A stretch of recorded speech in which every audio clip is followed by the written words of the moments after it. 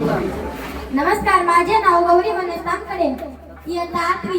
आज आपल्या शाळेत जे गरुडचे आयोजन मोहीम चालू आहे त्या सर्व सदस्यांचे मी मनापासून सहर्ष स्वागत करते। मी छत्रपती शिवाजी महाराज यांची थोडक्यात माहिती सांगणार आहे, ती तुम्ही शांतपणे ऐकावी अशी माझी नम्र विनंती।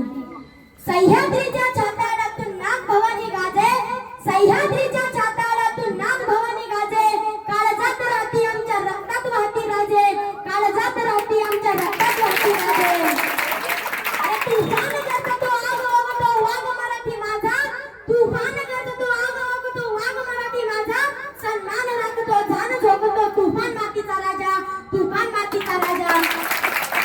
वाघाची चाल गरुडाची नजर, वाघाची चाल गरुडाची नजर, स्त्रियांचा आदर आणि शत्रूचे मर्दन, असे नसावे वाघांचे वर्तन आणि ही छत्रपती शिवाजी महाराज यांची शिकवण। आणि ताजमहाल जर प्रेमाची निशाणी आहे, ताजमहाल जर प्रेमाची निशाणी आहे, तर शिवनेरी किल्ला एका सिंहाची कहाणी आहे, एका सिंहाची कहाणी आहे। 300 किलोमीटर लांबीची भिंत बांधायला 150 वर्ष लागली, मात्र शिवाजी महाराजांनी अवघ्या 50 वर्षाच्या कालावधीचे किल्ले बांधले, तिची एकंदरीत लांबी 4000 किलोमीटर इतकी बरेल।